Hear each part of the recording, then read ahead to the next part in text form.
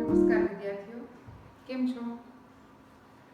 આજે આપણે હિન્દીનું 10મી કવિતા છે ભારત ગૌરવ, તેના વિશે વાત કરીશું. તેના લેખક છે મૈથિલી શરણ ગુપ્ત. હવે ભારત ગૌરવ કવિતામાં આપણને શું કહેવા માંગે છે? તો એક તો ભારતીય સંસ્કૃતિથી આપણને પરિચિત કરાવવા માંગે છે. પછી ભારત છે એનું સમગ્ર વિશ્વમાં ભારતનું સ્થાન શું છે, ભારત વર્ષ શું કામ કહેવાય છે, તો એની વાત આપણને આ કવિતા દ્વારા મૈથિલી શરણ ગુપ્ત છે કહેવા માંગે છે. तो पहला આપણે જોઈએ कवि परिचय. मैथिली शरण गुप्त का जन्म 1886 में हुआ था. उनका निधन 1964 में. मैथिली शरण गुप्त का जन्म झांसी जिले के चीर गांव में हुआ था. बाल्यावस्था से ही कविता में इनकी रुचि थी. इनकी प्रारंभिक रचनाएं हिंदी की पत्रिका सरस्वती में प्रकाशित हुई. महावीर प्रसाद द्विवेदी के प्रोत्साहन ने इनके कवि व्यक्तित्व का परिष्कार कर दिया, इनकी उनको प्रेरणा दी. राम भक्ति में सराबोर पारिवारिक संस्कारों ने इन्हें राम काव्य लिखने के लिए प्रोत्साहित किया और तत्कालीन राष्ट्रीय परिस्थितियों से प्रभावित होकर इनकी कविताओं में राष्ट्रीय चेतना और स्वदेश गौरव की गूंज सुनाई देने लगी. यानी कि राम भक्ति में सराबोर, यानी कि उनका पूरा परिवार श्री राम की भक्ति में सराबोर था, यानी कि नित्य श्री राम की पूजा भक्ति बहुत करते थे, जिसकी वजह से वे श्री राम के विषय में कविताएं लिखने के लिए प्रेरित हुए. और उसी के साथ साथ राष्ट्रीय परिस्थितियों, यानी कि उस समय में जो राष्ट्रीय परिस्थितियां चल रही थी उसके बारे में लिखने के लिए भी वे प्रभावित हुए थे. इसी कारण ये राष्ट्र कवि के संबोधन से प्रसिद्ध हुए, यानी कि मैथिली शरण गुप्त राष्ट्र कवि भी कहलाते थे. भारत भारती, साकेत, पंचवटी, यशोधरा, विष्णुप्रिया आदि उनकी प्रमुख रचनाएं हैं. हिंदी साहित्य एवं शिक्षा के क्षेत्र में अनुपम योगदान के कारण इन्हें 1954 में पद्म भूषण की उपाधि से अलंकृत किया गया तथा राज्यसभा का सदस्य भी मनोनीत किया गया. प्रस्तुत काव्य भारत भारती से लिया गया है, यानी कि उनकी जो रचना भारत भारती है उसका एक अंश है जो भारत गौरव के नाम से हमें यहाँ दिया गया है, जिसमें 3 खंड में देश का अतीत, वर्तमान और भविष्य चित्रित है. गुप्त जी ने भारत के अतीत का गौरवशाली चित्र प्रस्तुत किया है और इन्हीं विशेषताओं के आधार पर उसे विश्व के सिरमौर यानी कि सर्वश्रेष्ठ पद पर प्रतिष्ठापित यानी कि स्थान किया है, यानी कि उनको विश्व में सिरमौर यानी कि श्रेष्ठता के स्थान पर भी रखा गया है. इस काव्य में कवि ने भारतीय सभ्यता और संस्कृति का गौरव गान किया है. इसके साथ साथ आर्यों के महान जीवन आदर्शों का भी चित्रण किया गया है, यानी कि आर्य जो थे वे कब हमारे देश में आए और फिर यहाँ के ही होकर रह गए और उन्हीं के नाम से भारत देश भी जाना जाने लगा. यानी कि उन्होंने जो ज्ञान, कला, कौशल्य जो इस देश को दिया है, यहाँ तक कि इस देश को ही नहीं पूरी दुनिया को ज्ञान से परिचित करवाया है, कला से परिचित करवाया है, जिसकी वजह से भारत देश भी गौरवशाली बना है.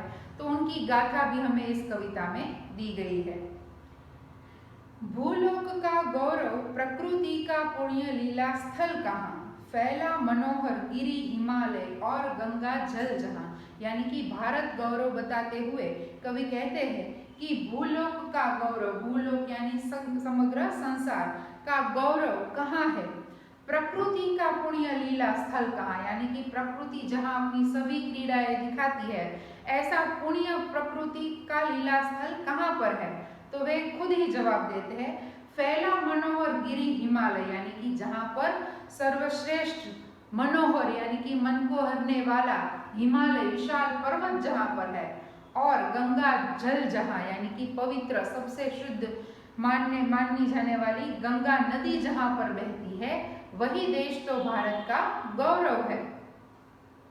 संपूर्ण देशों से अधिक किस देश का उत्कर्ष है, उसका कि जो ऋषि भूमि है वह कौन, भारतवर्ष है. यानी कि संपूर्ण यानी यहाँ पर समग्र कहा गया है. तो समग्र देशों में यानी कि विश्व के सभी देशों में ऐसा कौन सा देश है जिसका उत्कर्ष यानी कि उन्नति, प्रगति सबसे अधिक हुई है.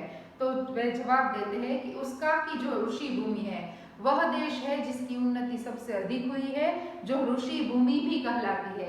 हम कोई भी धार्मिक स्थलों पर जाए, पर्वत पहाड़ों पर जाए, तो हमें कोई ना कोई साधु संत तपस्वी लोग मिल ही जाते हैं। तो इसलिए ये ऋषि भूमि भी कहलाती है। इसलिए कहता है कि उसी देश की उत्कर्ष यानी कि उन्नति सबसे अधिक हुई है जो ऋषि भूमि भी कहलाती है। वह कौन है? तो वह भारतवर्ष है। यानी कि यहाँ कहा गया है कि संसार का सिरमौर भी जिसे कहा गया है, संसार का गौरव भी कहा गया है और प्रकृति का पुण्य लीला स्थल कहा गया है। क्यों? क्योंकि यहाँ पर मनोहर हिमालय और पवित्र गंगा नदी बहती है, जिसकी वजह से ये सर्वश्रेष्ठ है। समग्र देशों में सबसे अधिक उन्नति प्राप्त हुई है। क्यों? क्योंकि यहाँ पर ऋषि भूमि भी कहलाती है और इसलिए यह भारतवर्ष सबसे श्रेष्ठ है। हाँ, वृद्ध भारतवर्ष ही संसार का सिरमौर है, ऐसा पुरातन देश कोई विश्व में क्या और है। यानी कि कहा है हाँ वृद्ध भारतवर्ष। वृद्ध क्यों कहा है? क्योंकि ये सबसे प्राचीन, सबसे पुरातन माना जाता है, इसलिए कहा है कि हाँ वृद्ध भारतवर्ष ही संसार का सिरमौर है, यानी कि सबसे प्राचीन ऐसा भारतवर्ष ही समग्र संसार का सिरमौर यानी कि सबसे श्रेष्ठ है। ऐसा पुरातन देश कोई विश्व में क्या और है, यानी कि इतना पुराना, इतना प्राचीन देश कहा जाने वाला क्या विश्व में क्या कोई अन्य देश है? भगवान की भवभूतियों का यह प्रथम भंडार है, यानी कि भगवान ने भी जो वैभव जो यहाँ पर इस दुनिया में, इस संसार में दिखाया है, उस वैभव का भंडार यानी कि खजाना भी सर्वप्रथम भारत में ही पाया जाता है। विधि ने किया नर सृष्टि का पहले यही विस्तार है। विधि यानी कि ब्रह्मा जी ने भी नर सृष्टि यानी कि मनुष्य सृष्टि का सर्जन भी सर्वप्रथम भारत की भूमि पर ही किया है, ऐसा माना जाता है।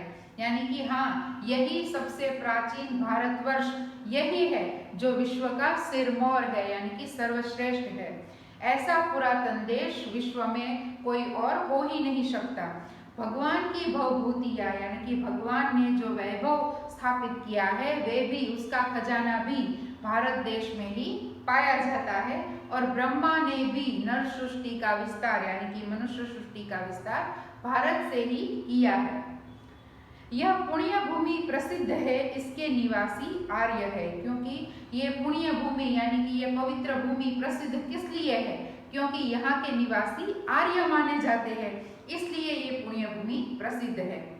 विद्या, कला, कौशल सबके जो प्रथम आचार्य है, यानी कि हमें विद्या, ज्ञान, कला, कौशल सभी क्षेत्रों में हमारी जो प्रगति अब इस समय हम देख रहे हैं, तो वे सभी प्रगति का श्रेय किसे दिया जा सकता है? तो क्या आर्यों को। सिर्फ हमारे देश को ही नहीं, पूरी दुनिया को विद्या देने वाले, ज्ञान देने वाले, कला कौशल सिखाने वाले, तो ये भी आर्य ही माने जाते हैं कि जो भारत के निवासी थे।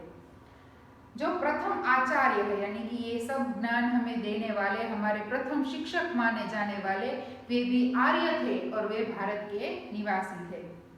संतान उनकी आज यद्यपि हम अधोगति में पड़े, यानी कि हम उन्हीं आर्यों की संतान है, हम उन्हीं आर्यों के वंशज है, फिर भी यद्यपि यानी कि फिर भी हम अधोगति में पड़े। अधोगति यानी दयनीय स्थिति, यानी दयाजनक स्थिति में आज हम पड़े हुए हैं, क्योंकि हम किन की संतान हैं, हम में क्या भरा हुआ है वे हम नहीं सोच रहे हैं। हम अपने ज्ञान को हम खुद नहीं पहचान पा रहे हैं, ना कि उसका उपयोग सही दिशा में कर रहे हैं, इसलिए आज हम अधोगति में पड़े हैं। उन महान आर्यों की संतान होते हुए भी हम अधोगति में पड़े हैं। पर चिन्ह उनकी उच्चता के आज भी कुछ है खरे, परंतु उनकी उच्चता यानी उनकी महानता के चिन्ह यानी कि अवशेष, उन आर्यों की महानता के अवशेष आज भी कुछ है खड़े, यानी कि अभी भी कई जगहों पर उनकी महानता के अवशेष देखने को मिलते हैं। यानी कि जहाँ पर ज्ञान दिखाई देता है, जहाँ पर कला कौशल दिखाई देता है, तो उस स्थान पर हम कह सकते हैं कि उन महान आर्यों के अवशेष आज भी देखने को मिलते हैं। यानी कि ये पुण्य भूमि, ये पवित्र भूमि क्यों प्रसिद्ध है, ये भारत देश क्यों प्रसिद्ध है? तो कि यहाँ के आर्य यहाँ के निवासी थे, इसलिए ये पुण्य भूमि प्रसिद्ध है, जिन्होंने विद्या, कला, कौशल से हमें परिचित करवाया, जिसकी वजह से वे आर्य ही प्रथम आचार्य या प्रथम शिक्षक माने जाते हैं। और हम उन्हीं महान आर्यों के संतान होते हुए भी हम अधोगति यानी कि दयनीय स्थिति में पड़े हुए हैं, क्योंकि हमें अपने ज्ञान की पहचान खुद नहीं है। लेकिन अभी भी कई जगहों पर उनकी महानता के दृश्य देखने को मिलते हैं, उनकी महानता के चिन्ह देखने को मिलते हैं। जहाँ पर ज्ञान, कला, कौशल देखने को मिलता है, वहाँ पर उनकी उच्चता के, उनकी महानता के चिन्ह अभी भी देखने को मिलते हैं। वे आर्य ही थे जो कभी अपने लिए जीते न थे, वे स्वार्थ रत हो मोह की मदिरा कभी पीते न थे। यानी कि वे महान आर्य ही थे जो कभी अपने लिए जीते न थे, यानी कि उनका जन्म होना, उनका इस सृष्टि पर अवतरित होना, वे खुद भी यही मानते थे कि उनका जीवन उनका खुद का नहीं है। वे संसार के प्रगति के लिए, संसार का उद्धार करने के लिए ही उनका जन्म हुआ है, वैसा वे खुद मानते थे। वे स्वार्थ रत हो, यानी कि वे स्वार्थी बनकर केवल अपना ही लाभ सोचने वाले वे नहीं थे। मोह की मदिरा यानी कि लालच में आकर, यानी कि कभी भी वे स्वार्थी बनकर या लालच में आकर केवल अपने बारे में या केवल अपना ही लाभ सोचे, वैसे वे न थे। संसार के उपकार हित जब जन्म लेते थे सभी, निश्चेष्ट होकर किस तरह बैठ सकते थे कभी। यानी कि संसार के उपकार हित, यानी कि उनका जन्म ही संसार के उपकार हित, यानी कि संसार पर उपकार करने के लिए, संसार का उद्धार करने के लिए ही जब उनका जन्म हुआ है, तो निश्चेष्ट होकर, यानी कि निश्चेष्ट यानी कि निष्क्रिय होकर वे कैसे बैठ सकते थे, कैसे आराम कर सकते थे। यानी कि वे खुद ही मानते थे कि वे संसार की उत्पत्ति, संसार को ज्ञान देने के लिए, संसार की प्रगति कराने के लिए ही उनका जन्म हुआ है, तो वे निष्क्रिय होकर कभी नहीं बैठ सकते थे। यानी कि वे आर्य ही थे जो कभी भी अपने खुद के लिए जीते नहीं थे, केवल अपना ही सुख सुविधा वे देखते न थे। वे कभी स्वार्थी बनकर, लालच में आकर केवल अपना लाभ नहीं देखते थे। और संसार के उपकार के लिए ही जिन्होंने जन्म लिया है, तो वे कैसे कोई भी कार्य किए बिना या अपने कार्यों द्वारा भारत में या समग्र विश्व में प्रगति कराने के लिए वे कैसे कार्यरत नहीं हो सकते थे, कैसे वे आराम से बैठ सकते थे। यानी कि यहाँ पर हमें आर्यों की महानता बताई है और साथ ही भारतीय संस्कृति, भारतीय विद्या, कला, कौशल किस तरह पूरे विश्व में प्रकाशित हुआ, उसके बारे में भी हमें यहाँ बताया गया है।